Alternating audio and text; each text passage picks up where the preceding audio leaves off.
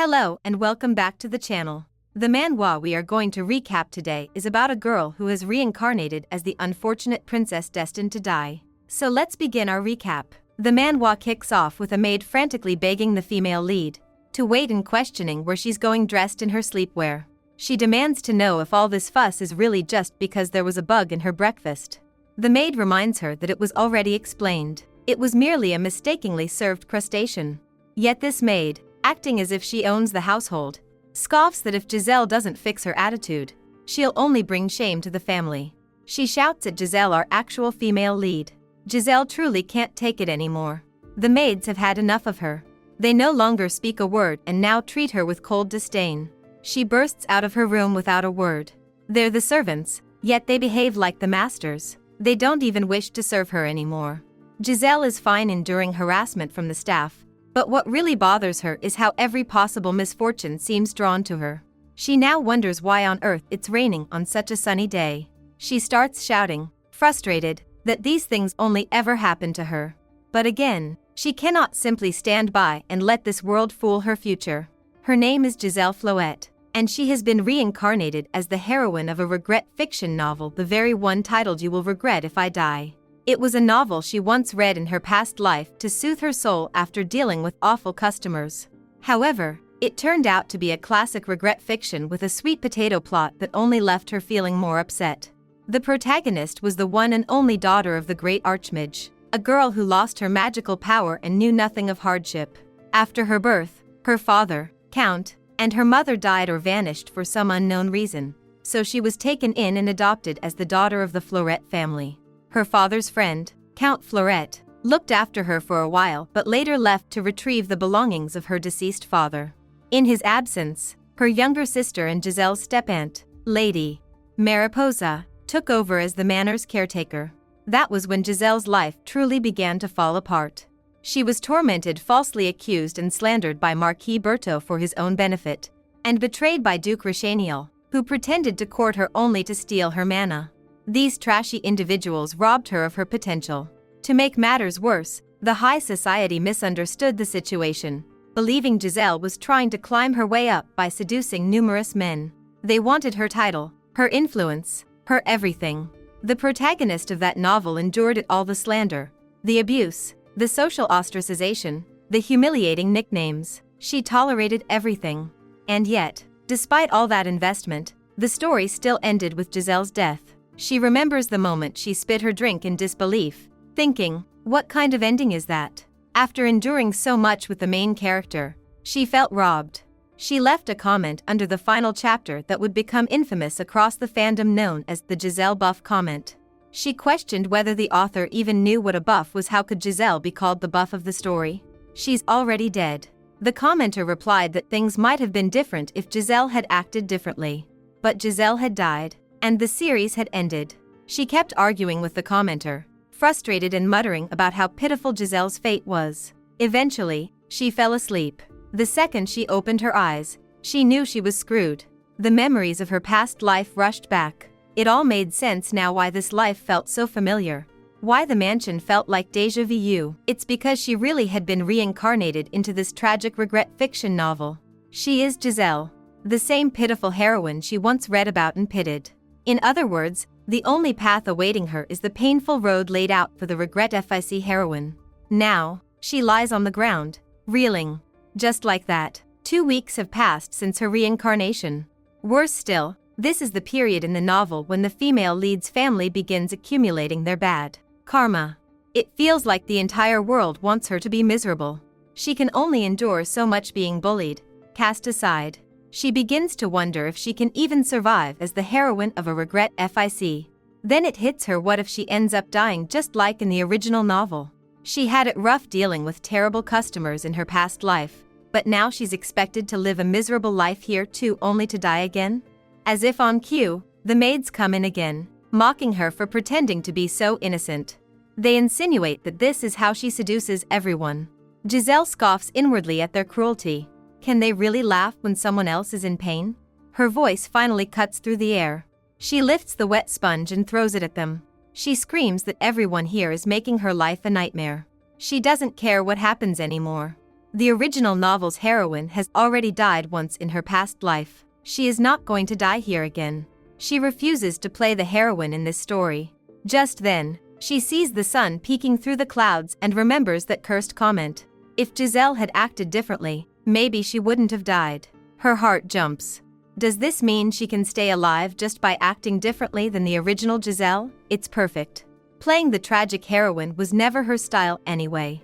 Now that it's confirmed, she is determined to do the complete opposite of the heroine, and that includes having nothing to do with those garbage male leads. As for everyone who tormented Giselle before, now, the butler and Mariposa demand to know if she's gone mad. Wearing the maid's clothes, Giselle stares them down. Indeed, she has gone mad, but it's the kind of madness that won't rest until she makes them all pay. As the saying goes, there is always a bigger fish. Now, it's time to show all these lunatics that the biggest lunatic is standing right above them. Everything they've taken from her, she is going to take it back, and they better be ready to watch. Mariposa sits, glaring as she asks Giselle what exactly she thinks she's doing acting so recklessly in front of everyone.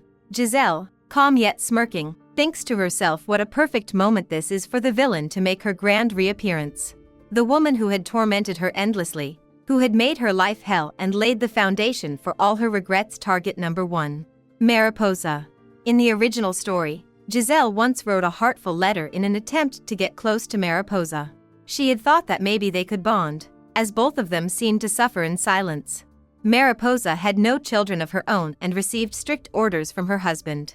Giselle had believed they could find common ground, but Mariposa had coldly told her not to offer such trash again. She made Giselle burn that letter, a letter she had written until her small hands had turned stiff and red. The letter was reduced to ashes right before her eyes. From that moment on, Mariposa made it clear she wasn't worthy of giving anyone such gifts. The bullying worsened from there, becoming more blatant once the Count had left. Mariposa declared that no matter how great Giselle's father once was, now she was just a defective return. She said that since Giselle was staying here for free, she might as well start working like a maid.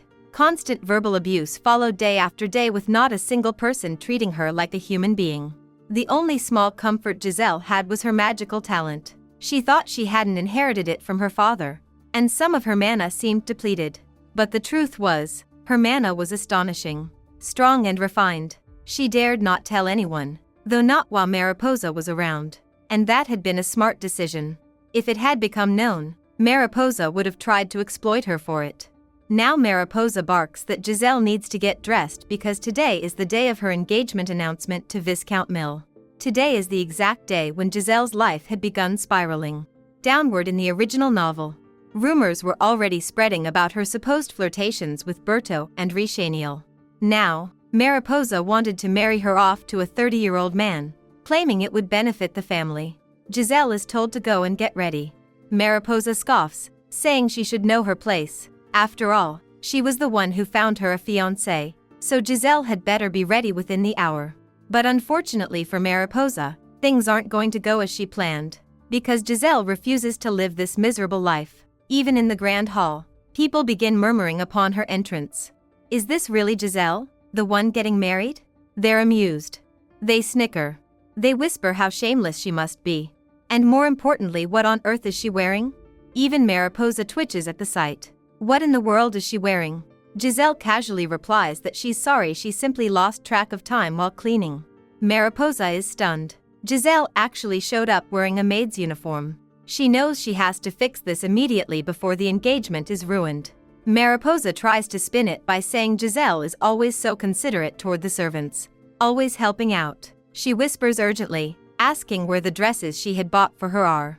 But Giselle replies bluntly, what is she even talking about? She never bought her a single dress. The people in the hall begin to chatter again, calling Giselle shameless, but she doesn't give a damn what they say.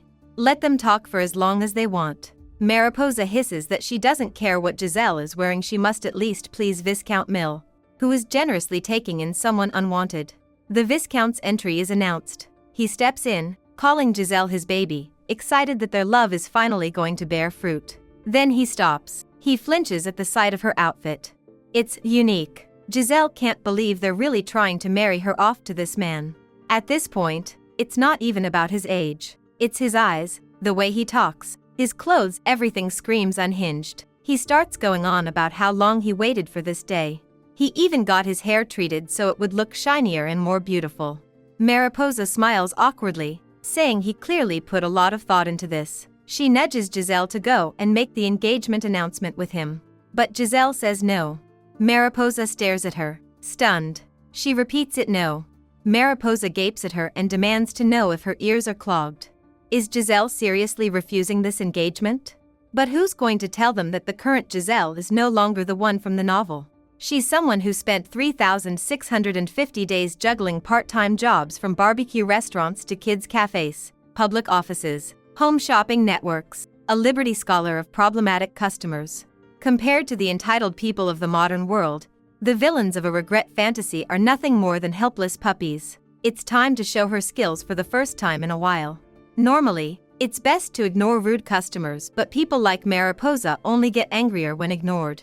So Giselle chooses to provoke her directly. She says that the smell coming from Mariposa is so awful. It's making her dizzy. Mariposa screams at her. Is she really saying she stinks? That she's the one who's classless and filthy? Giselle scoffs. If that's true, then someone as filthy as her has no right to stand beside her.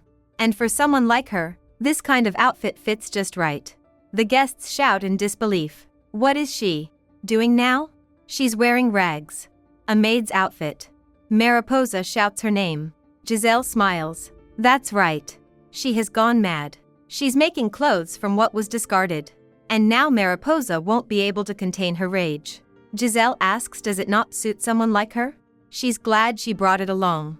Before the banquet even starts, Mariposa is so filled with rage that she declares she can't tolerate this insolent behavior anymore. She will personally ensure that Giselle's filthy mouth is shut forever. Giselle is aware. This world only makes rules that apply to her alone. One where everything goes off the rails without any clear reason. That's why Mariposa, unable to control her fury, lashes out without caring about appearances anymore. She throws her drink at Giselle, but it lands on Viscount Mill. Even his wig shifts slightly. The entire manor freezes in shock. Outside, a young man steps out of a carriage, wondering if something has happened inside the estate. Viscount Mill shouts at her, demanding to know what she thinks she is doing. Giselle calmly asks him if he is truly acting righteous right now, as if Mariposa is supposed to just endure everything. But Mill is dumbfounded, unable to process that they really think this situation is fine. He yells that never in his entire life has he been treated like this. In his outrage, he decides to call off the engagement. Giselle, more than happy to oblige, agrees instantly. She lashes out as well, stating firmly not to ever contact her again. Mariposa turns to Giselle in disbelief, asking who she even thinks she is. She throws blame at her, claiming it's thanks to her that the engagement has now fallen through. Mariposa declares that if Giselle truly hates him that much, then fine, it's all good. She plans to find another family who will marry her off instead. But Giselle only coldly remarks that if Mariposa truly believes she can do that, she should count her blessings. The moment the Count, her brother, returns to the manor, she'll remind her that he only accepted her under one condition: that she treat Giselle like her own daughter. But based on her behavior, it's hardly anything close to what one would expect from a mother. Mariposa scoffs and tells her to shut her mouth, claiming her brother is already dead. After all, he disappeared after discovering the Spice Island, and ever since then, everyone just assumed he had died. But Giselle doesn't back down. She says to Mariposa that anything is possible. After all, if the missing Count does return, he might punish her for treating Giselle like this. There's no rule that says he can't come back before she gets married. Mariposa makes a very annoyed face and screams for the video feed to come back immediately, only to be informed that it ended about 5 minutes ago. Just then, a man enters the banquet hall. It's the same man from before. The room freezes as everyone gasps he is Duke Kalinos. People are terrified at the sight of blood on his hand. House Kalinos is one of the Empire's 3 great dukedoms, renowned for magic, swordsmanship, artifacts, and potions, but even more infamous for their brutality. Located in the north near the Monster Lands, the current Duke, Viantine Kalinos, is known for mercilessly slaughtering monsters. Soaked in blood, he is said to be more like a demon than a man. People call him the Bloody Shadow. Viantine Kalinos. He walks in silently, thinking that he shouldn't have come here. This party isn't really his style. He's more into precise research. Earlier, he was analyzing variants in monster fluids by crushing them with one hand. He sighs, annoyed at the blood still dripping from his palm. He's far more of a magic research nerd than a socialite. Besides that, he doesn't kill humans. Still, he has a mountain of work to finish but came here because of his gaming friend pestering him to attend. The party is already a waste of time full of useless interactions. And on top of that, he doesn't even have a life partner. He doesn't know how to socialize with women, let alone get married. He knows that in times like this, he's supposed to smile, but his version of a smile looks more like a demon's grin. Even the butler trembles as he assures him that he'll open the way immediately. Valentine thinks to himself, just like the book said, smile to leave a good impression. Books are always right. He also wonders if skipping all the Marshall suites increases the chance of divorce. That would actually be highly efficient. A temporary marriage might work better. Get married, then get divorced. And if he can find someone whom his family absolutely loathes the idea of marrying, then even better. The only problem is there's no such lady available. But then Giselle passes right in front of him. His eyes widen as he looks at her. He cannot believe what she is even wearing to this party. On top of that, it seems like she caused a huge scene. Maybe this is the woman of his dreams. A woman who might just be the perfect reason to cancel his marriage. Even his aide is startled, asking what kind of woman she even is. Valentine turns to his aide and asks if it's possible for him to marry someone as long as she agrees, isn't a commoner, and doesn't violate imperial law. The aide confirms this. Valentine immediately orders him to cancel all his upcoming social events and to find out everything about that lady Giselle. After all, a brand new subject of research has arrived. Meanwhile, outside the banquet hall, Giselle is enjoying herself. That was quite the scene. Mariposa comes storming after her, asking if she didn't know that Giselle could use magic. Although her mana is nearly drained, Giselle can still manage simple wind magic, just enough to deflect flying liquids. All she did was break free from the plot's control, and now she feels amazing. A happy future finally seems possible. It's time to take her next step. If she wants to win, she needs strength. For example, a great mage, one of the top 5 in the empire, is said to be so powerful that even the emperor bows his head to him. If she becomes a great mage, getting revenge will be far easier. And she can totally twist the original novel. So, her first step, replenish her mana. Second, find a decent master.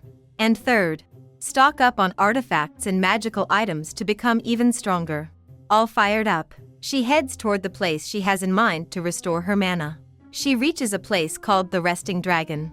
Before entering, she tells herself that she knows they are hiring short-term staff and she would like to work here. Though the aftermath of the war has left deep scars, the emperor is now obsessed with wealth. In the post-war recovery, merchants who amassed fortunes rose quickly through a newly formed class known as the gentry.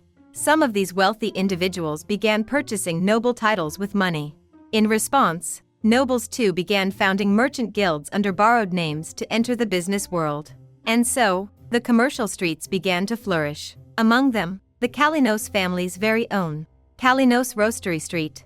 On this street, Valentine's aide informs him that they will attend to gathering all the necessary information about Giselle. However, Valentine expresses little interest in anything else. He still wishes for his aide to look at the list of Duchess candidates, but Valentine firmly orders him to discard the entire list. He declares that none of them were ever capable of becoming his wife in the first place now that Giselle has appeared. None of it matters anymore. He casually calls his aide, but the aide corrects him, reminding him that his name is Peterson.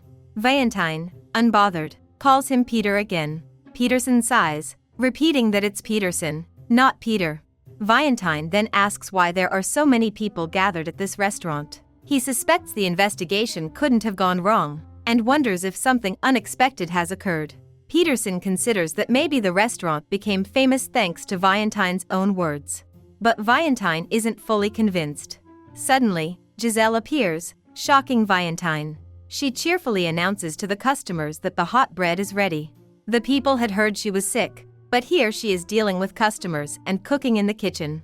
It's definitely not something one would expect from the daughter of a count. Yet, Valentine is impressed. Without saying more, he turns to leave, stating that he needs to make preparations. Peterson, puzzled, asks if he wasn't here to talk to her. Peterson finds the whole situation fascinating since he's known Valentine. The only things that have ever sparked his interest were discovering a rare ingredient, encountering a tameable magic beast, or stumbling upon a new research subject.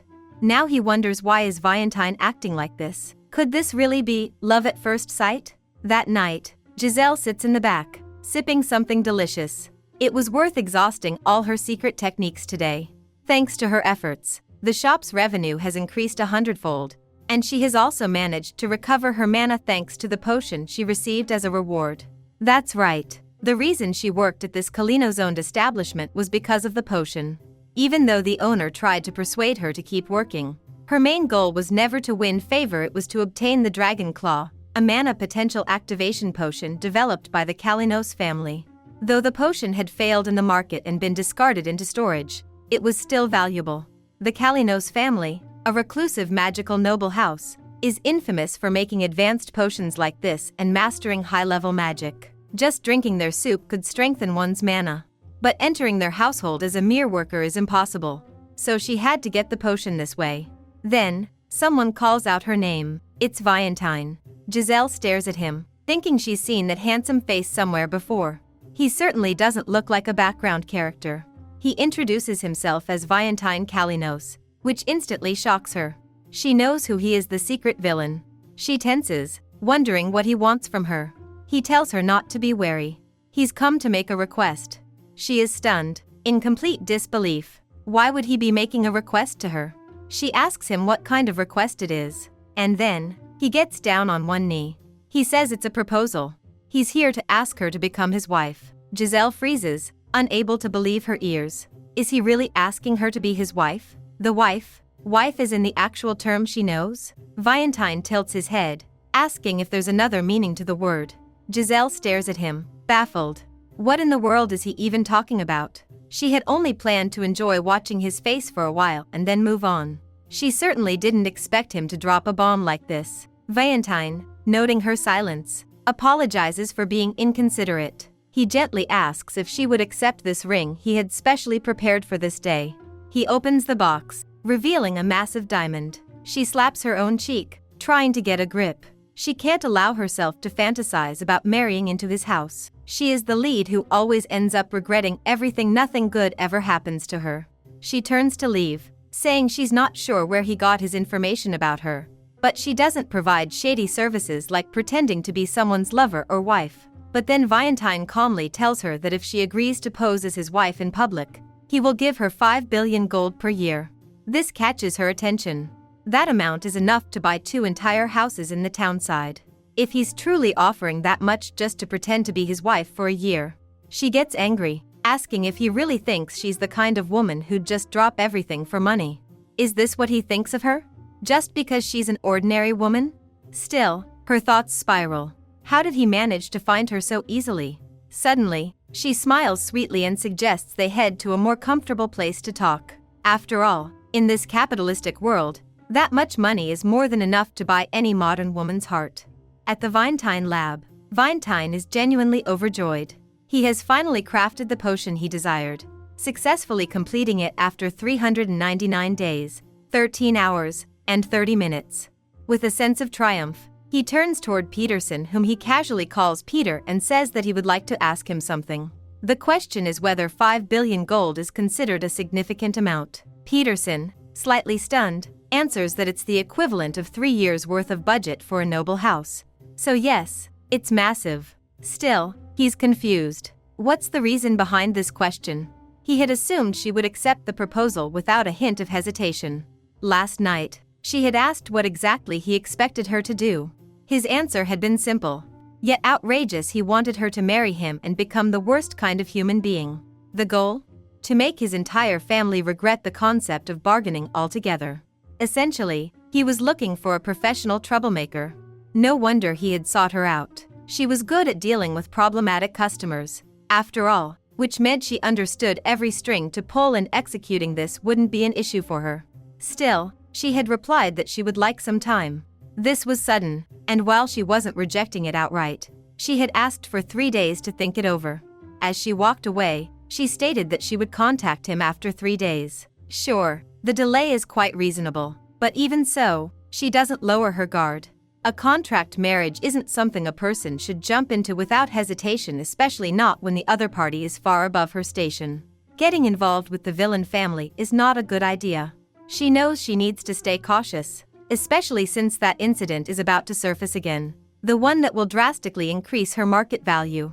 The maids spend the entire day shaking her awake, saying she can't keep sleeping here and must get out. She jokingly says it feels like she's been exiled to the servants' quarters just for breaking off the engagement. The maids inform her that the Count is here. Her heart flares up. Could it be? Is he really going to return?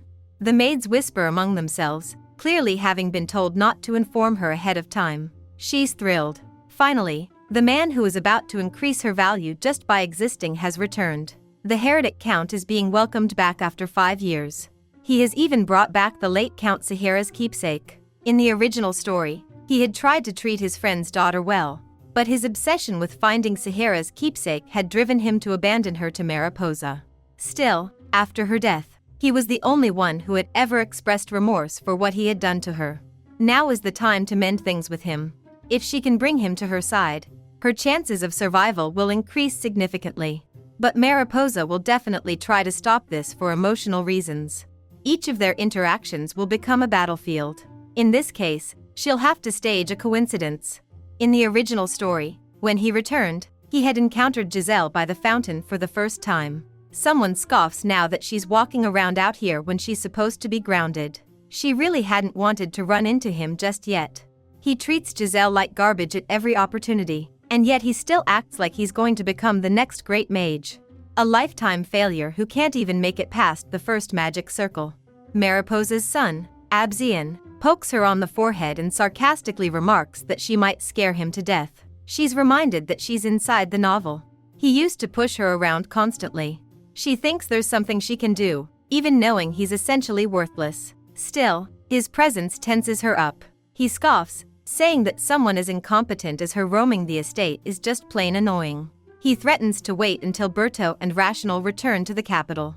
She scoffs right back, claiming she also wishes Rational would return. She's not amused.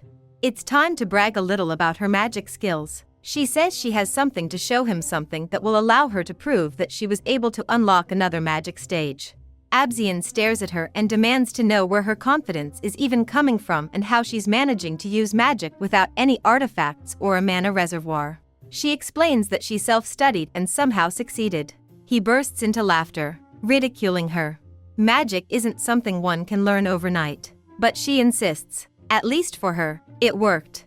If he truly doubts her, he can test it. He can't believe she's actually trying to use him to fight with, especially when she's got no artifact backing her. If she truly wins, he wants her to hand over the hidden artifact. She smirks and agrees, but if she wins, he'll have to drop that fragile ego and get on his knees to apologize. Without hesitation, she uses her mana. His shock is immediate. What is she doing? The daunting water is really floating in the air. It's surreal. She gazes at the scene with pride. This is the real deal, a kind of magic someone like him could never pull off. On the other side of the estate, Mariposa greets the Count with a warm smile, genuinely glad to see him after 5 long years. He asks if she's been doing well too. She tells him that there's no way she could have been fine after losing contact with him. She had been sick with worry this entire time. The Count comments that it must have been incredibly difficult for her to manage the manor alone in his absence.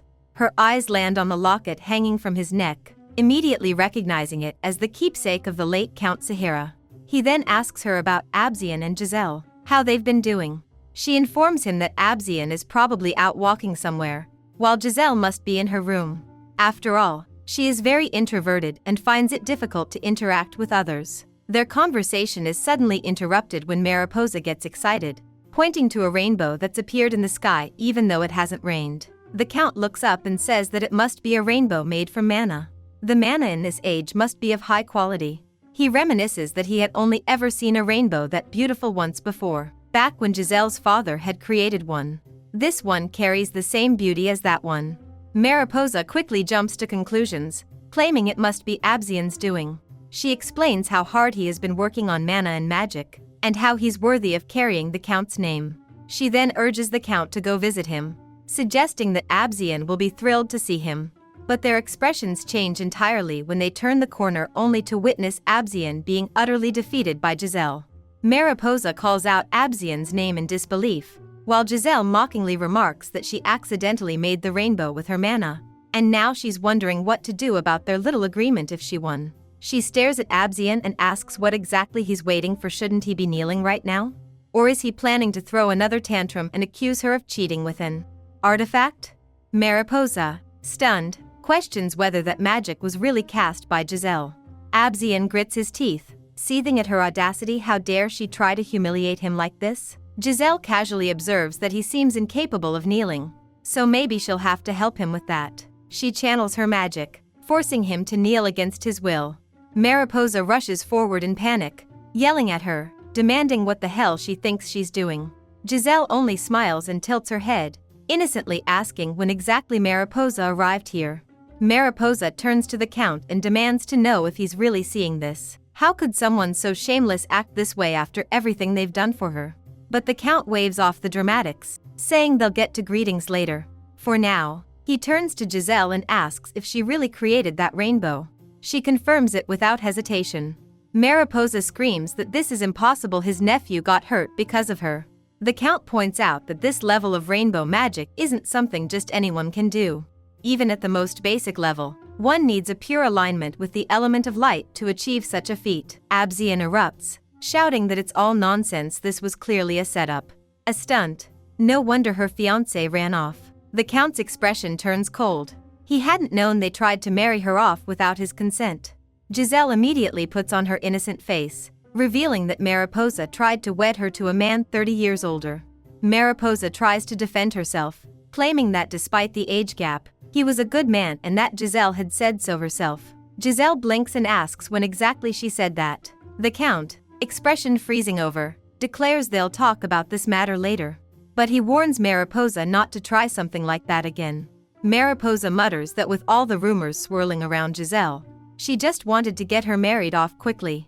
The Count glares and firmly reminds her that regardless of her intentions, the final decision is his to make. Turning back to Giselle, his gaze softens. He says that seeing how much she's grown feels as though Sahira has come back to life. The memories are flooding back, and he reminisces aloud that it was during this time that he himself had gotten married. He explains that he's talking about her father, how back in the day, they used to smash every artifact they brought back from the tower, just for fun. He admits that he really misses him. Giselle can clearly see that the Count is no longer entirely in his right mind. In the side story, it was said that the Count and her father had been best friends since youth. If something didn't suit them, they would destroy it and only ask questions afterward. They were clearly a troubled duo, neither of them normal by any measure. But maybe, just maybe, this madness is working in her favor. She decides she must keep pretending to be the real thing for now, at least until she secures her survival. The more she plays the part, the more fond of her the Count becomes. Eventually, he hands over her father's keepsake, declaring that she deserves it. Then the two of them begin walking off together, side by side. Mariposa, left behind, seethes with rage. How in the world had Giselle gained power like that? Abzian turns to her, asking if she plans to just stand there. What if Giselle decides to take revenge on them? Mariposa answers darkly that they need to deal with her before that ever happens. The Count asks her if she is all good. He is waking her something that never happened in the original novel. She replies that all is fine, except for the fact that Mariposa was trying to send her off to that Count. At this, he gets angry and wonders how that rat dared to desire his daughter. He assures her that she doesn't have to worry, as he will take care of it himself. He trusts her so much that she wants to snitch on everyone, but now is not the right time for that, so she will have to wait, especially since many people in the mansion are currently on Mariposa's side. The Count reminds her that she must keep that artifact if she wants her father to stay safe. It is a relic that will help change her appearance, and even if she searches the entire empire, she won't be able to find something as good as this. Also, her father used to hide extra functions in it, so it is worth trying. She is excited to see that it contains other functions too, but the problem is that she felt it the moment she got it. The mana consumption is insane. It is a rare item, but she cannot use it often. so she notes it to herself for the future. One day, the Count assures her there is no need to rush, even though her mana is small right now. It will get better with training. He adds that it would be best to graduate from the academy, or even better, if she got a master for herself. But who cares, as he has neither money nor connections. However, the Count suddenly asks her if she wants him to fund a good magic teacher. Hiring a magic teacher costs billions. At this rate, the Count is a godsend. This is a great opportunity, and if she stands out here, she might be able to leave a good impression. She answers enthusiastically that of course, she would love to meet them this instant. Hassan, the magic teacher of Abzian, is angry. He wonders how Giselle knows about magic when she has never been to a magic academy. She replies that it is the impression he is making. Hassan flinches. Did his face show that? She assures him that if he is doubting her, he can test her. He starts with the basics breathing technique. She takes a breath and asks if she is doing it right. Hassan can't believe she is doing the standard breathing so smoothly. Even Abzian took a year to get it right. But again, it could be her luck. So he asks her to form a mana circle. The amount of mana is determined by the trust, but that doesn't mean training is not required. The more mana circles formed around the mana heart, the stronger and larger the magic that can be wielded. Of course, having a larger mana heart makes creating circles easier. So in the end, the size of the mana heart matters the most. He says he won't deny that. After the mana circle is drawn, they will check the size of her mana heart. He happens to have the artifact that measures it. If she places her hand on it, the brightness of the ball will indicate the size of her mana heart. He doesn't expect anything from her, as he has heard from Maripos that she has no talent, so she doesn't need to feel pressured. She puts her hand while Hassan yawns, thinking she isn't even at the first level.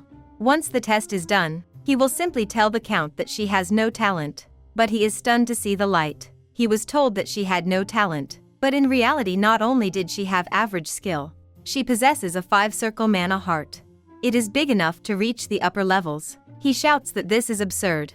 He goes rushing to the Count's office and says that he thinks Giselle is using some kind of trick. The Count asks him what he is talking about. Hassan mentions that her mana heart is too large, and her mana control is too skilled. The Count remembers Giselle telling him that she won't be the timid, naive girl anymore and that she will show him how great she is. He wonders what she meant by that. Has she changed? Did she mean that her power has awakened?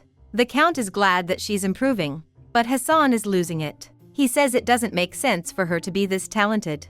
It is already common knowledge that she has no talent, and now she is suddenly possessing such great magical skills. With that kind of talent, he says, he should be the one getting taught by her. He insists that she must be using forbidden tricks. That makes the Count angry. How dare a mere teacher like him attribute his students' great skills to witchcraft? He says he can't let someone like Hassan remain in his house, and he fires him immediately. Hassan asks him if he is being serious right now. The Count says that a true teacher will appreciate his students' skills, not be threatened by them. He tells Hassan to leave and not expect to get hired anywhere else either. Hassan can't believe that he is being fired for something like this, but the Count doesn't back down. It seems that Hassan still hasn't come to his senses. In the end, Hassan is fired. The Count immediately calls Giselle and apologizes to her for hiring such a teacher. Now she is angry. How dare the news spread that Giselle has stolen the Sahara heirloom? A huge uproar follows as the gossip explodes on Twitter. The one who started it is none other than Hassan, her former teacher. He makes it sound like he was fired because of her. Even though things are going better than they were in the original, Giselle's doom law is still active. The fact that not even this event breaks the regret narrative trope must mean that she has slipped. She hasn't escaped the original ending yet. She wonders if there are some strong plot elements that can truly change the flow of the story. Then her eyes land on the big diamond ring that just Valentine gave her the other day. She greets Valentine to receive his blessings for the marriage. After all, nothing is a better plot than getting into a contract marriage with the villain. Valentine thanks her for coming but asks what the document in her hand is. She says that this is her profile, as it will definitely help him figure her out better and decide whether to hire her. He looks at her profile and it is impressive. A flawless narrative from beginning to end. It seems like it was drafted by a real professional with experience far beyond her years. The truth is, this perfect document wasn't written just by her skill alone. The relic she possesses has a hidden ability, the magic corrector. It's a feature she discovered while experimenting with the relic, and thankfully, it consumes very little mana. Thanks to that, she was able to write a near-perfect administrative document. Valentine is amazed. He has never seen such high-level administrative work before. He asks if she has worked in such a position before. Then he wonders who taught her all this. The problem, he thinks, is that her ability stands out a little too much. Valentine suspects something strange. She claims to have had no teacher, and yet here she is this skilled? He starts thinking that maybe she is the goddess of language. His expression looks like that of a teacher ready to kidnap a student into his experimental lab. She decides that since it has come to this, she would like to add 2 conditions to their contract. The first is about the Daisy gossip sheet. She wants to use her power to shut it down. How dare they try to slander her? Backed by the big boss, she vows to wipe them all out. If she keeps getting attacked, her performance in mana will definitely be affected moving forward. Valentine agrees that this is reasonable. It's best to avoid any unnecessary obstacles. He asks her what the second condition is. She says it is an advance payment. She asks if that would be possible, even if he is the mighty Valentine. She has learned from her part-time work that it's always better to get paid in advance. Valentine has no problem with that either. She is all smiles now and asks if they should go in depth with the contract. The total contract time is 1 year. The goal: to make his family fed up with marriage. She says this is no problem, as he must have noticed.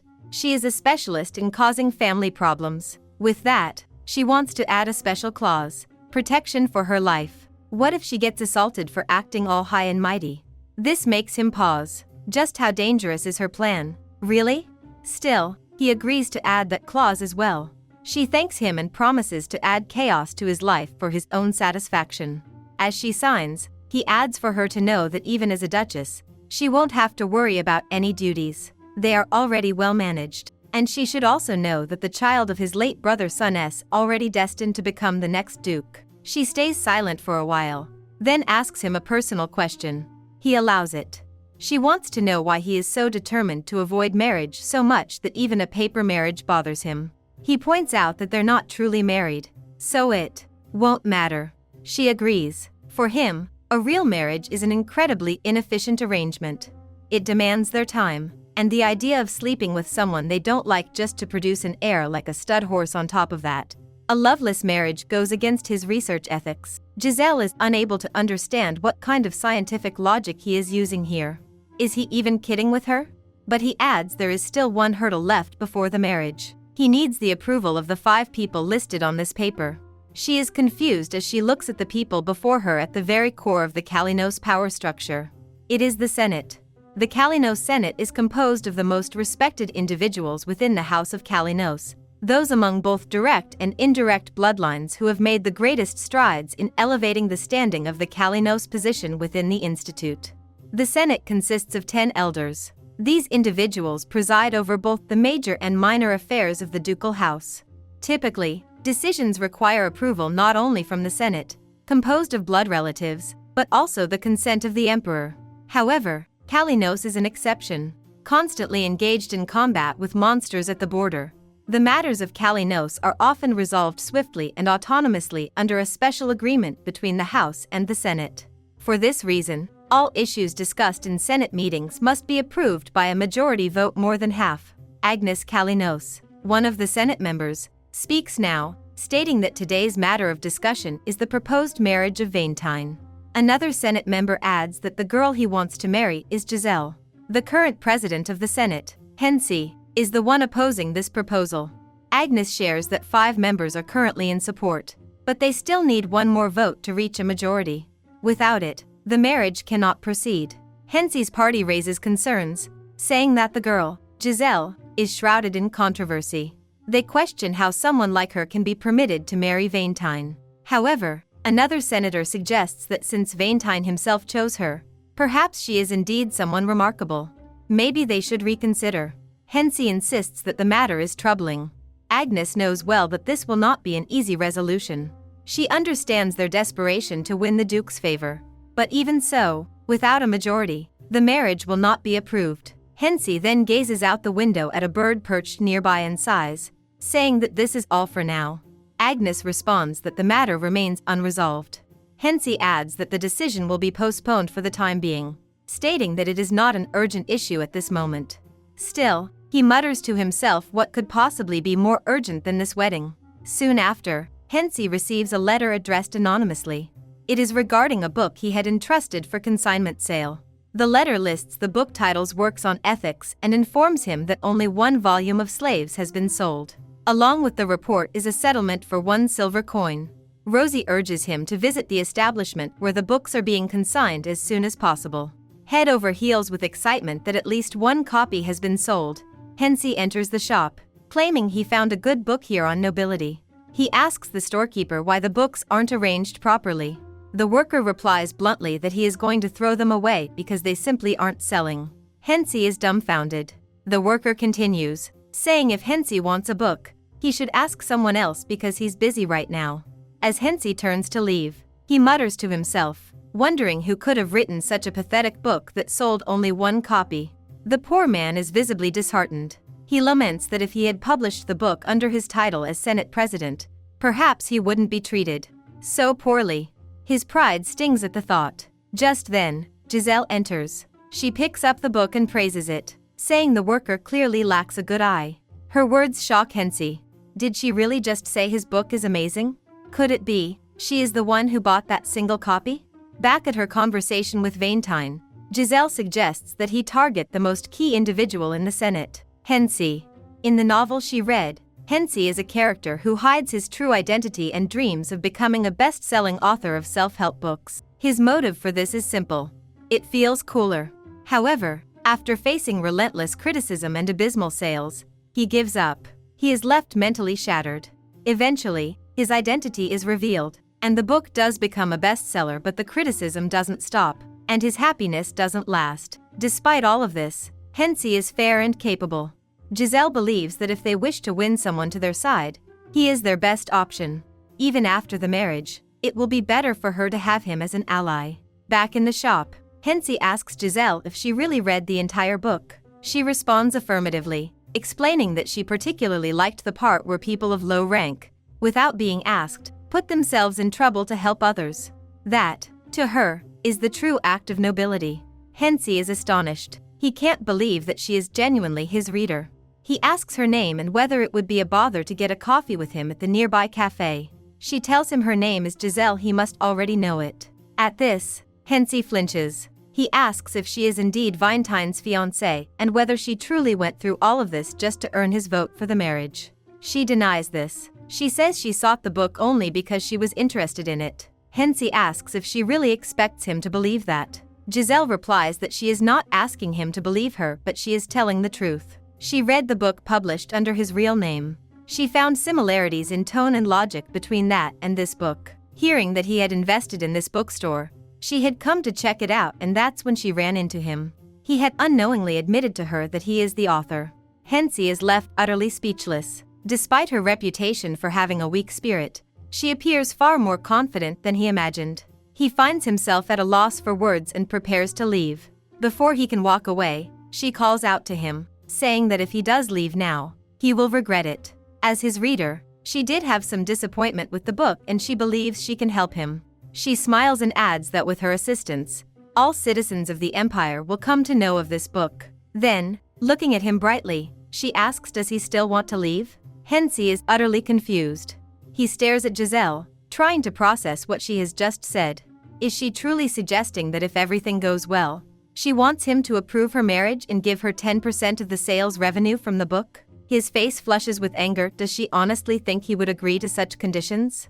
Yet she remains calm, insisting that it's worth a shot. She then asks him plainly what his decision is. Hensy feels as if he's being pulled into something against his better judgment. He tells himself he doesn't need anyone's help for his book. Still, he gives in if only to test her. He decides to place his faith in her, just this once. She thanks him sincerely and promises that he won't regret this decision. Back at the manor, the Count calls Giselle and comments that she seems busy these days, and that she doesn't look well at all. Giselle sighs and explains that she has been helping a self-made author edit his book. It's something she wanted to do on her own, without assigning it to anyone else, so it's been difficult for her to juggle everything. The Count's expression hardens. He becomes angry and demands to know where Maripose is. He clearly remembers assigning a personal maid to Giselle before he left, so why is she burdened with everything alone? Maripose laughs awkwardly, claiming that there must be some misunderstanding. She turns to Giselle, asking if she hadn't said she didn't like having a maid. Giselle frowns, confused when had she ever said that. Maripose sighs dramatically and mutters that she must have misunderstood then. But inwardly, she thinks Giselle is truly shameless, making it seem as though everyone around here already serves her. If things continue this way, there's no doubt sparks will start flying. Even the Count will eventually catch on. And once all her lies pile up, they'll collapse on her all at once. Maripose excuses herself, saying that she has eaten and will be going now. Today marks the third day since the edited book hit the shelves, and she also promised to meet someone. Meanwhile, Hensey is nearly stunned. His book is already tipping the charts. People are fighting to get their hands on it.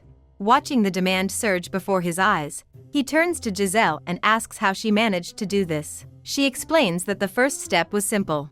In summer, the most important thing is to grab attention. The book cover had to be bold, and the title had to be something short and easy to remember. His original title, she notes, was far too long and easily forgettable. In this era overflowing with self-help books, he needed one that could capture attention at a glance. On top of that, the content needed editing. No one has the patience these days to read long, winding paragraphs. Everything had to be skimmed down to something easy to digest yet hard to ignore. She used her skills to enhance the structure and polish the message. What she created was a help book that no one would want to put down once they opened it. Hensey listens intently, then tells her he will send her royalties as per their agreement. He asks how she would like to receive them. Giselle replies that she has a magic vault, the one Valentine gave her, but it can only hold up to 500 million. So she will need something bigger. She adds that she will get back to him about that soon. But first, she would like him to prepare a detailed earning report. He thanks her again for helping him sell the book. Giselle responds that the book was already amazing, she just made it easier to read. Most importantly, it was only easy to work with because he trusted her. She thanks him for that. Hensey smiles. He realizes how foolish he had been, judging her solely based on public perception. Now, he not only agrees to the marriage with Valentine, but also considers keeping her close. She might be someone truly valuable to have by his side going forward. Later that day, Peterson comes directly to him with news. Today, they have received the final decision from the Anderson Council regarding the marriage issue. Hensey looks up and asks him what the verdict is. Peterson answers with a smile. Hensey, who had been opposing the marriage until now, has approved it. And with that final vote, the majority was secured. The request is granted. The marriage can proceed. Valentine can barely believe it. Giselle actually pulled it off. He calls Peterson and his staff, instructing them to send the official letter to his grandfather. Then, with a growing smile, he orders them to arrange a family dinner for tomorrow. It is finally time to announce his marriage. The next day, she goes to deliver the book to the Count. He asks her what kind of book it is. She tells him it's the same book she mentioned earlier, the one she has been editing. The title, The Billionaire in 1 Minute, is quite a fancy one. She believes that first impressions are most important. After all, she hands it to him, saying that it is finally his, and that she only came to drop off the book. He should read it when he gets the time. As she has no intention of staying longer, the Count reads the book and is genuinely impressed. The fact that she wrote this herself is nothing short of remarkable. She is Sahira's daughter, so the similarity in handwriting is understandable, but the narrative style is astonishing. He had expected an ordinary book, yet finds himself wondering how this is even possible. She has never even attended the academy, and yet the quality is beyond what anyone would assume. The Count's aide enters to report something, but the Count's attention remains fixed on the book. He asks the aide if he knows anything about it. The aide tells him that this book has become extremely famous, with people lining up just to get their hands on a copy. The Count quietly wishes that Sahira could have read it too. The aide then adds that the author included the name Giselle in the acknowledgements. The Count stiffens. It is their Giselle. But the aide quickly tries to brush it off, saying there's no way that's true. It must just be a coincidence. It can't be the same young lady, especially with the rumors about her, and it would be foolish to write her name in public. The Count, now angry, reminds the aide whose daughter Giselle is. The aide, startled and afraid, immediately apologizes. The Count orders him to get a copy of the book right away. Something doesn't seem right. Since he came back, he hasn't really paid close attention, but now he can't shake off the feeling that people's thoughts about Giselle are filled with disgrace. It's not just his imagination. He firmly resolves that he must look into this matter. The next day, at the estate, Valentine's younger brother Taryn arrives. Valentine summoned him early in the morning. Valentine tells him that he has fallen in love and plans to marry his lover within the month. Taryn, shocked, asks him if he really intends to get married and whether the person is a woman or one of his fellow researchers. Valentine reveals that the name of the girl is Giselle. Taryn is stunned, asking if he is talking about that timid-looking girl who carries the worst reputation out there. He wants to know how such a thing even happened. Valentine tells him he met her at the banquet and fell in love at first sight. Taryn appears to be in disbelief, but then again, it is Valentine who used to wear nothing but black now pursuing bright, shiny colors. He always carried research papers with him, but this time, he didn't. It is the first time Taryn sees his brother taking such personal steps. Still, Taryn can't stop thinking, what if this entire marriage arrangement is just a scheme, and Valentine ends up kidnapping Giselle to force her into it? Taryn tells him that he better reconsider, as they still need their grandfather's and mother's approval. Valentine says that he already sent a letter to their grandfather and will soon go with his fiancée to meet their mother. Taryn, however, doesn't feel pleased about this. Even within their family, no one is as bold as their mother. More than that, the mistress of the Kalinos family is strict about property, rules, and the social circle. Introducing a marriage partner to her is like delivering the final nail in a coffin. Taryn also asks him about the Senate, but Valentine informs him that he already has their consent. Giselle herself had sent Hensi and handled the negotiations.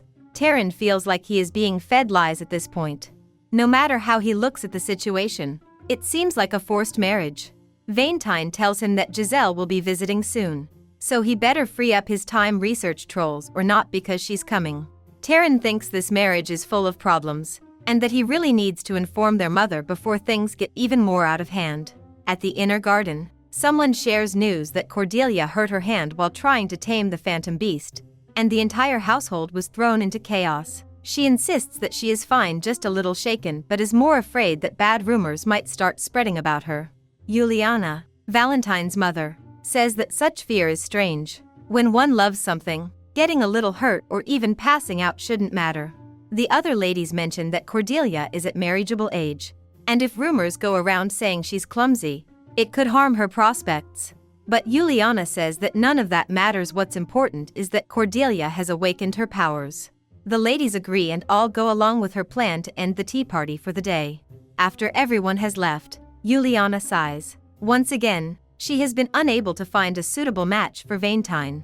All of them are just frail ladies. Just then, Taryn comes running to her. Juliana scolds him, calling him uncultured and asking what kind of entrance that was. He asks her if she has heard the latest news.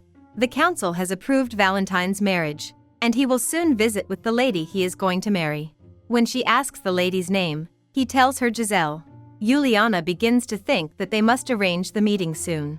At that very moment, the Duke's household is filled with excitement and speculation regarding the announcement of his marriage. Meanwhile, at Giselle's residence, the atmosphere among the maids is heavy with resentment.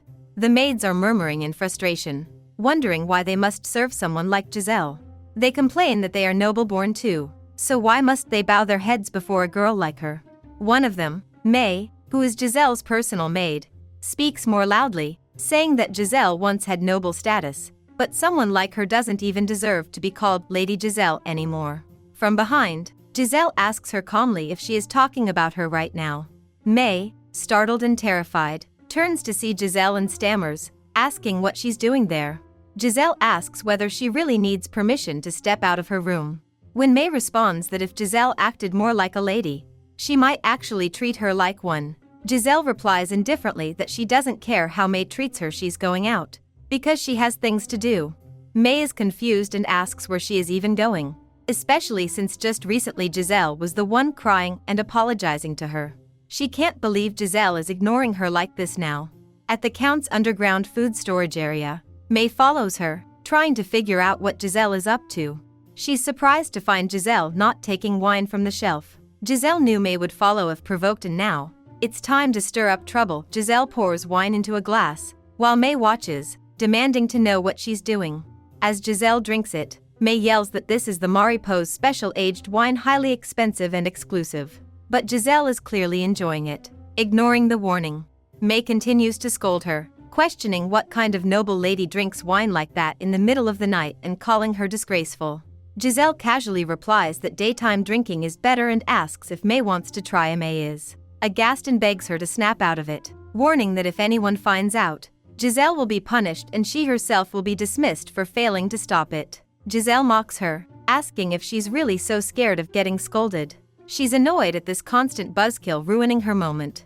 Giselle says that, for now, they are going to enjoy the wine. May shouts again that it's expensive and begs her to stop. She knows that if this keeps up, she will be the one punished. She was told to lay low, but she truly cannot handle Giselle's behavior any longer. She screams out Giselle's name in frustration. Giselle, furious, slaps her hard and demands how dare she call her name so shamelessly. May is shocked and asks if she's gone insane. Giselle mocks her again, telling her to get out of her sight because she plans to keep drinking the wine. May stares in disbelief, realizing that Giselle has completely lost her mind. She decides she has no choice but to report everything to Mariposa and teach her a lesson. She warns Giselle not to leave the area until Mariposa comes, then they'll see if Giselle can still act so proud. After all, before Giselle deals with anyone else, she must first handle the person who is always slacking off and drinking wine here. The wine is spilled for a reason according to the novel. There's a spot in the floor of the wine stock room. When wine is poured on it, a magic-protected object beneath it reveals itself, unaffected by water, dirt, or decay. In other words, hidden below is a ledger belonging to the Count's family. Just then, a man rushes over and asks what she's holding. Seeing her clearly, he realizes it's Giselle. She tells him that finally, they meet. This man is the one who was once in charge of the mansion's accounts, but after Mariposa's intervention, he was demoted to mere wine cellar keeper. She refers to him as the accounting genius and the inventor of double-entry bookkeeping, Mr. Kima. She knows that Kima had hidden the ledger in the cellar. Kima, shocked, asks how she even knew that. He hurriedly tries to assure her that it's not what it seems. She interrupts him, saying she's not here to accuse him. She plans to keep his secret under one condition. She has two proposals for him. First, he must hand over the gold coin storage artifact he possesses. If combined with spatial magic, the artifact can store up to 100 billion gold coins. He is stunned, asking how she even knows about that he had bought it secretly. Thinking to use it once he was reinstated as the accounting manager, her second condition is simple. Once he returns to his position, he must assist her. She needs someone who can manage funds with perfect transparency. He is confused, asking what she even means by that. She tells him that she reviewed his double-entry books and found them remarkably precise and easy to understand. Someone like him makes her think it won't be a mistake to entrust her finances to him. Kima is overwhelmed, moved that someone finally recognizes his skills. Until now, everyone had mocked and criticized him for his work. He grows teary-eyed, thinking this is too much, too silly even, but he agrees. They will sign a contract then. He hesitantly asks her, how did she even know the ledger was there? Just as they are speaking, a loud voice echoes through the storage room. Mariposa has arrived. Giselle turns to her with a cool expression and says it's perfect timing. She has just discovered something and wonders if Mariposa wouldn't mind coming with her. At that moment, the Count storms in, livid. He demands to know what is going on here.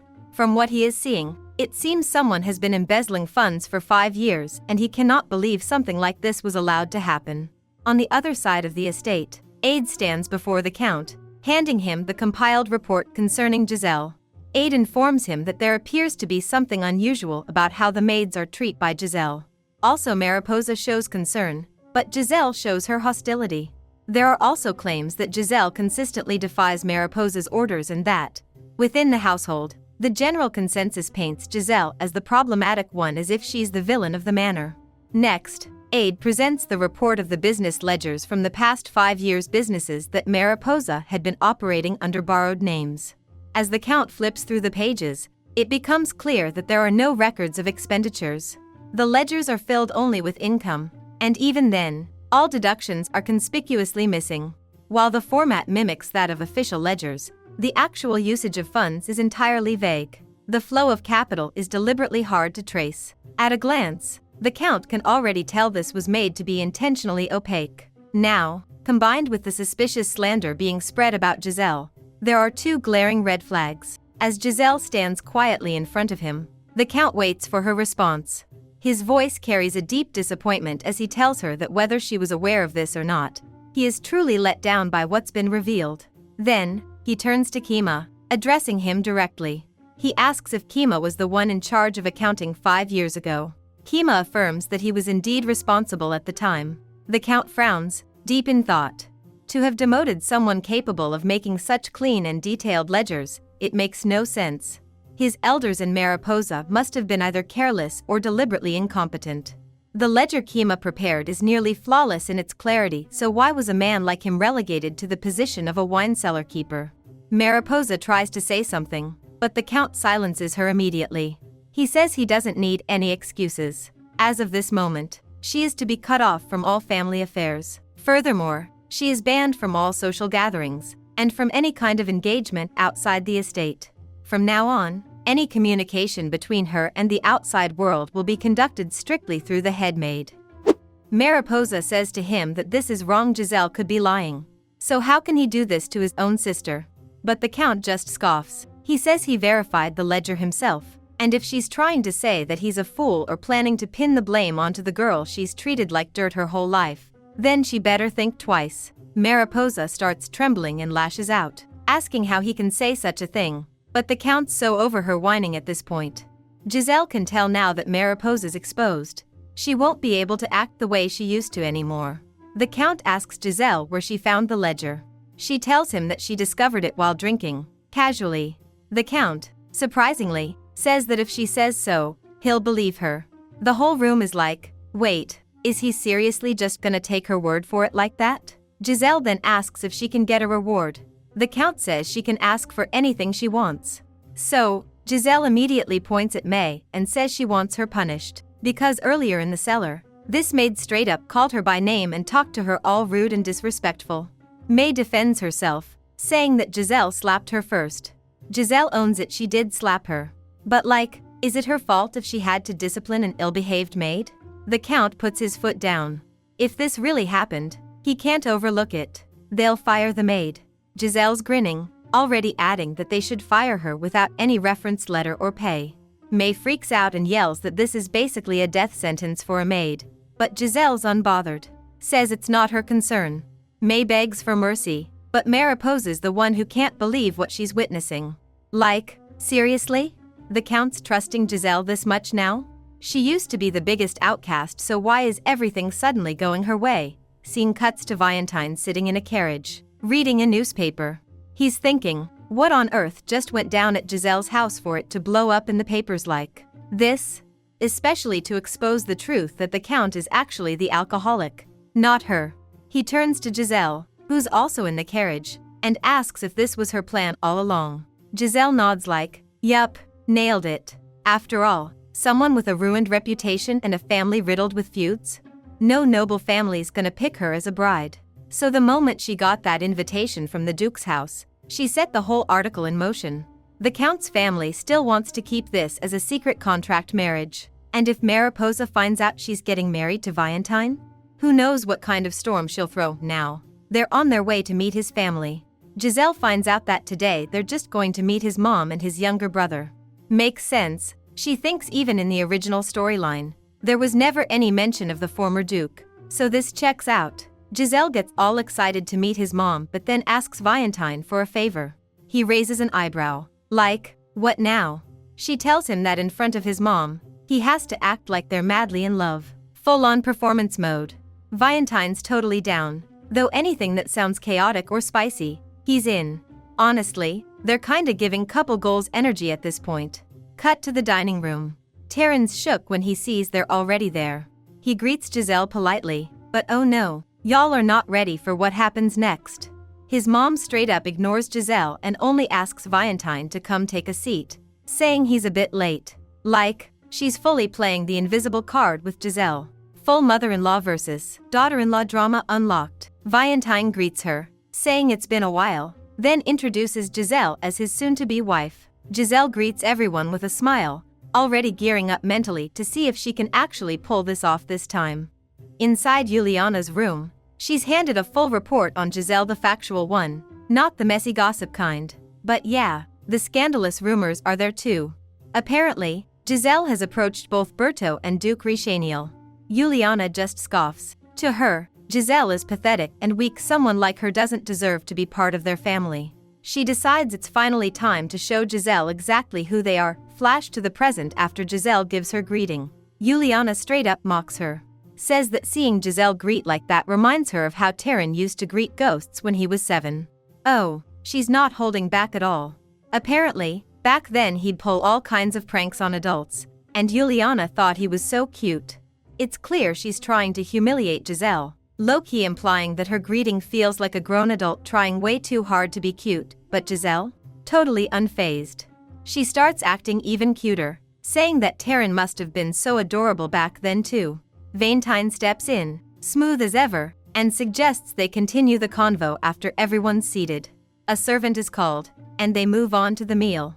While they're eating, it's crystal clear that Juliana is actively trying to ostracize Giselle. When she first entered the manor, there was already a lady who accidentally splashed water on her. And now, her portion of food is noticeably smaller than everyone else's. Valentine tries his best to block the passive aggression out, but Juliana keeps chiming in, one comment after another, and the atmosphere is tense. Then it happens: the maid drops a knife, and it rips Giselle's sleeve. Juliana raises an eyebrow, all fake concerned, and says it looks like the maid made a mistake. Her dress is torn, so maybe she'd like to leave first? She even throws in an apology on the maid's behalf, because, you know, these kinds of things are normal in their family. After all, she says, they defend the borders, so unlike other families, the mistress of this house must be ready to go without food and watch her fancy clothes get wrecked on the daily. Juliana takes it further. Based on what she's seen so far, Giselle clearly won't be able to adapt to their lifestyle. So, she tells the lady on the waiting list to go ahead and take Giselle's seat because apparently, there's no place for her here. Valentine isn't having it anymore. He tells Juliana she's going too far. Giselle is his fiancée, and what does all this behavior even mean? But Juliana calmly says it's all for the family. Valentine gets heated. How in the world is this kind of treatment good for their reputation? Before things escalate more, Giselle cuts and calls Valentine darling, says it's fine, and turns to Juliana with a playful glint in her eye. She asks if the mistress of the house has to handle everything alongside her husband. Then, without warning, she climbs into Valentine's lap, saying she doesn't need a chair when she can be wherever her husband is. She hugs him close and tells Juliana this is just how they are now: one heart, one team. Valentine is literally malfunctioning. Like shocked, red ears, panic mode level flustered. But he still nods and says yes, yes, this is perfect. Juliana smirks, cool as ever, and asks if Giselle is asking her for marriage approval now. Giselle nods like, that's exactly what I'm doing. So Juliana leans back and reminds her that even as the Duchess, she won't be allowed to interfere in internal affairs of the family. She'll have to live a quiet life away from high society. Basically calling Giselle an outsider, but Giselle claps back sweetly. Says that's fine, she actually likes high solitude. In fact, would Juliana like to recommend her a good resort? Maybe somewhere peaceful and remote. Juliana smiles like this is all settled now. Says since Giselle has introduced herself properly, the marriage can go ahead. She looks forward to seeing how well she'll adapt. Then she leaves, all cool elegance. Meanwhile, Giselle beams and tells Valentine it seems like they just got permission. She even whispers for him to keep playing along. Valentine, still recovering from the lap stunt, says yes, yes, he's totally happy. Then Terran storms in, yelling if she's seriously okay and why she's agreeing to marry Valentine. Giselle responds with a soft, dreamy smile, saying it's because he loves her. Then she turns to Valentine and asks if she's right. Valentine, completely out of it, just gazes at her and says yep, that's correct. Then he pulls Giselle along with him, telling Terran he can leave now. They're going to spend a little more time together. Terran's left standing there, completely stunned, wondering what the actual heck is going on. Are they seriously dating now? Outside, Giselle is practically skipping with joy. She's thrilled that it all went well. Says they managed to make Juliana bend, and either way, they got her permission, so it's all good. She turns to Valentine and asks how she did. He says she nailed it, but he'd really prefer it if they avoided further physical contact. She teases him, asking if he hated her sitting on his lap. He answers honestly. Ever since she sat there, his heart's been beating like crazy. Oh God, he's so ridiculously straightforward. She can't help it. She loves it. She gets all flustered, cheeks warming up like she's just walked into a romance drama. And for some reason, the background practically transforms flowers blooming, glitter in the air, love song vibes everywhere. She wonders if, by some chance, this dude's actually catching feelings for her. But hold up, nope. He starts rambling in that over-analytical way of his, going on about how his heart's beating faster than normal and his ears turning red, which might be due to an overproduction of norepinephrine. And just like that, Giselle mentally facepalms. Yeah, this guy is a lost cause. She really should have known better. Back in reality, they're now talking about heart rates like it's a science project. And honestly, it's looking like she won't be getting that romantic spark she half suspected. Still, he's counting on her for the rest of the year. They're basically stuck with each other. She casually asks what she's supposed to do until the marriage thing is official. And he drops that she's gonna be assigned a private tutor to oversee her education in the household. That tutor? None other than Agnes, his mom's close aide. He throws in a little warning about Agnes too, saying her personality's kinda eccentric and she might rope Giselle into some risky, borderline unhinged stuff. She thinks of his banked expressions for a second, then asks if he can spill a bit more tea on this Agnes character. Next thing, we see Agnes full-on teaching Giselle like it's a university seminar. Potion making turns out to be this elite field led by council elders. And apparently, he himself is working on something huge. He's all excited, saying he might just be on the brink of a breakthrough this time. Giselle casually mentions that it still seems like he's running into some trouble with that potion, and he totally glitches out, demanding how she even knows that. She tells him it was scribbled in the margins of one of his books, and the ingredient list, especially that imaginary herb, Hayland. Herb made it super obvious. He straight up snatches the book from her hands, practically shouting about when she even managed to read all that. Then he adds that books can only teach so much, and if she really wants to learn, he's down to let her enter the actual potion research lab. The vibe inside the lab is next level extracts from all kinds of monsters, scary enough to make people run for their lives. Most couldn't even handle the sight, but he's clearly impressed by her, enough to want to introduce her to the elders. He just hopes she doesn't have any secret, shady motives. She's honestly hyped though, she's been dying to meet the other elders too. He can't believe this girl doesn't even catch sarcasm. Anyway, they're about to head out because he's got a meeting with those same elders, but she'll need the rest of their permission too. So, for now, she's gotta wait. Giselle thinks maybe now's the perfect time to get moving herself. She steps outside, remembering how in the original novel, the male lead Berto visited the Valentine house and just happened to find the Hayland herb. That discovery led to a major negotiation power-up with the Duke's family. Everyone was stunned that an endangered herb was chilling in the Duke's estate. But she remembers exactly where that herb was found. And this time? No way she's letting that scoundrel score a future husband buff off it over at the servant quarters. She greets the workers. They look at her like she's lost. Because seriously, nobles don't just waltz in here. They politely tell her she should probably head back, but she says she's here to get something. Still, they side-eye her hard, thinking no noble girl should be in this part of the estate. But Giselle's not backing down, she keeps pushing, wanting to check out one particular room. Eventually, her eyes land on the servant she was looking for.